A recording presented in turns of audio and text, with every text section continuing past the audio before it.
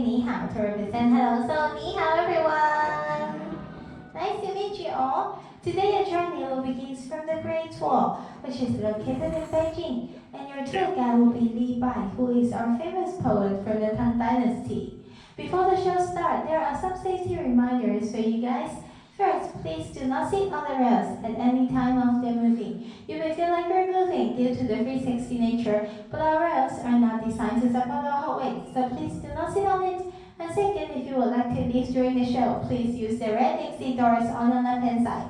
Just push it, it will automatically open. Moreover, no flashlight photography or video recording is allowed during the show. And now please enjoy Reflection of China. Thank you so much. Or in Chinese, we say 谢谢. 谢谢. Ah, China. When one thinks of this magnificent country, one cannot help but envision the Wanli Changcheng, the Great Wall. It once stretched like a mighty dragon across 4,000 miles of China. Welcome. I am Li Bai, a poet of the Tang Dynasty, and I have returned to share with you reflections of my beloved China. Like this great wall, it winds like a road across timeless landscapes, but one can also find landscapes that are ever changing.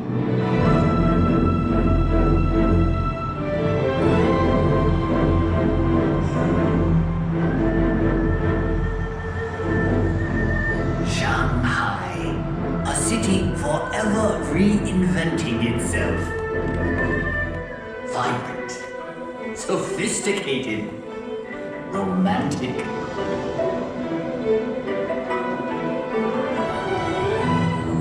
As Shanghai reflects modern China, historic Nanjing Road reflects modern Shanghai.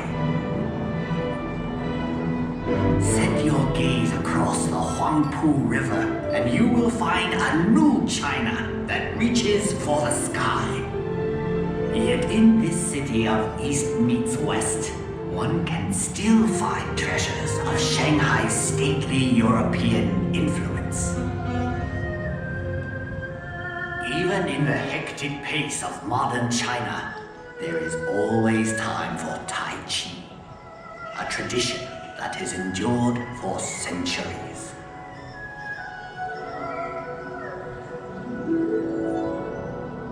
Up here on Huangshan, at the Sea of Clouds, painters and poets like myself have been inspired for generations.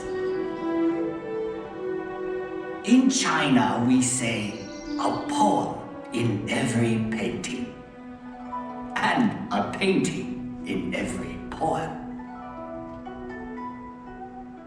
We have had a long history. Much of it has been recorded in this fashion. However, it may be said that the history of the Chinese people is not written in ink, but with water. The mighty Yangtze River. A fellow poet once wrote, traveling against the currents of the Yangtze is more difficult than climbing to heaven. That may have been once true, but no longer.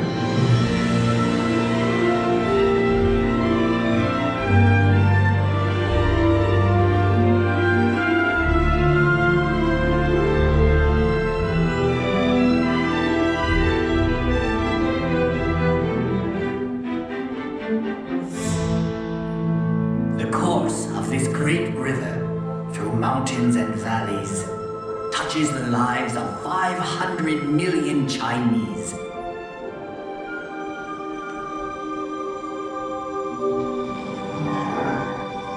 There is no better example of China's harmony with water than Suzhou. This ancient city sits on the longest man-made waterway in the world. When Marco Polo traveled this way, he called Suzhou the Venice of the East. I suppose if I had traveled to Europe, they would now call Venice the Suzhou of the West.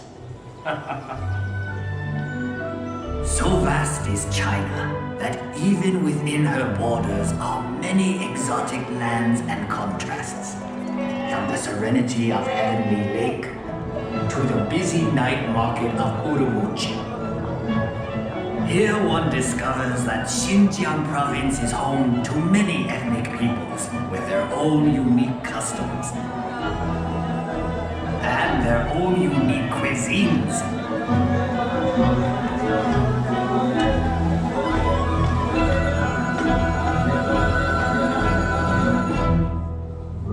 Out here in the Gobi Desert, one still finds travelers on the ancient Silk Road, the same road that over 700 years ago brought Marco Polo to these very gates.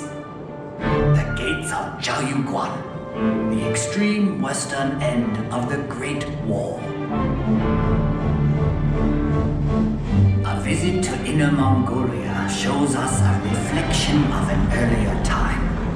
Here, the nomadic people still live much as they always have.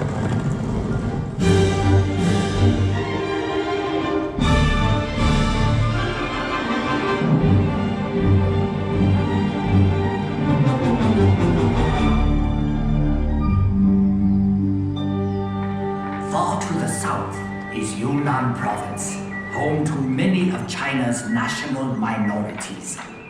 The cultures of this province are as diverse as the landscape, like the Shilin stone forest, one of nature's unique wonders.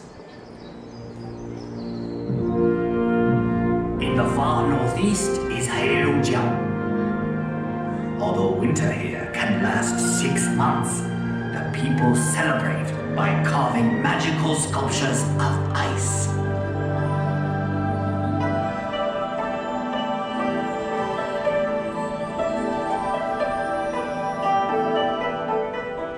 Macau.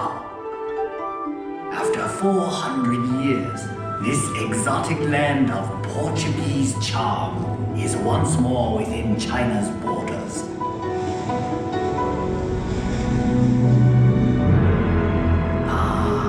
Hong Kong, one of the most exciting cities on earth.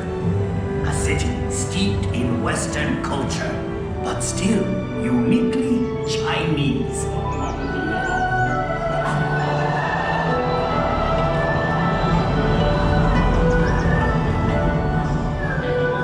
Even Hong Kong's buildings, thrusting ever skyward, reflect the city's vitality.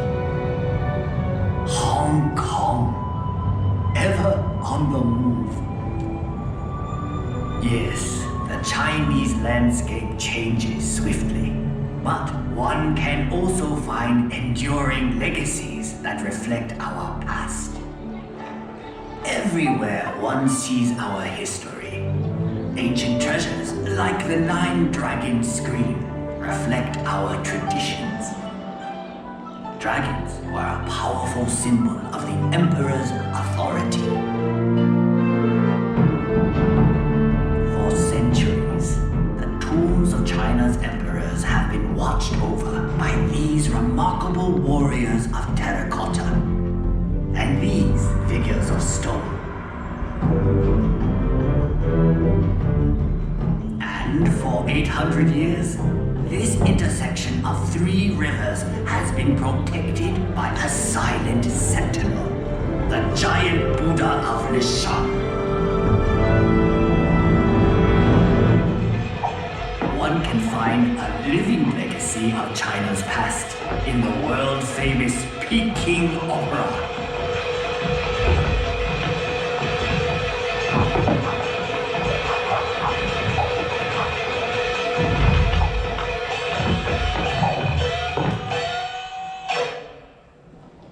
In the center of Beijing is perhaps China's greatest legacy, the Forbidden City. Imagine courtyards that could hold 100,000 members of the imperial court.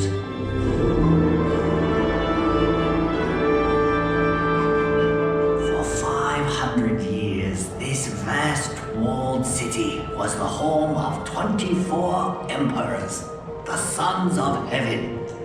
But today, all the world can pass through this gate.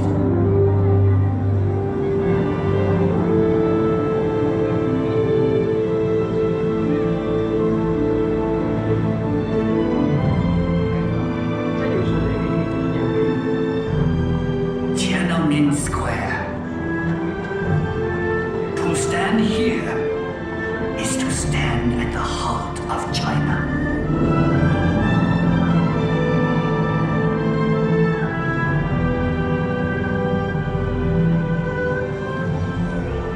Beijing Park was once a playground for the emperor, but now it is a playground for all of China.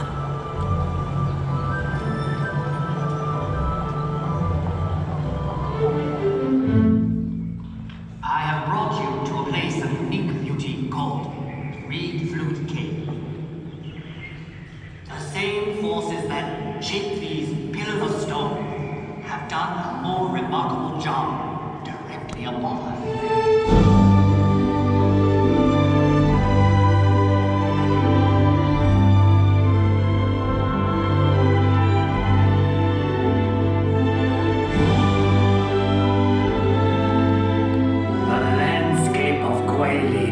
Is unsurpassed in all of China. Countless artists and poets have struggled to capture the unique beauty of this region. The Li River winds like a silver snake through these scattered dragon's teeth.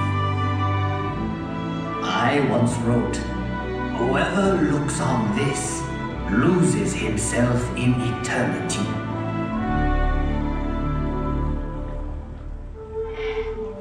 We have seen many reflections of China, but the true face of China can be found in our people.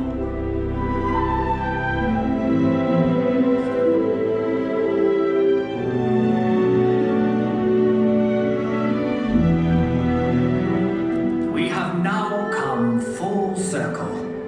Sadly, that means this is where we must part. But I hope you will return to China someday. A wave of the hand now, and I am gone. Lowering my head, I dream that I am home. Until we meet again, 再见. Thank you very much. 再见 means see you again. I hope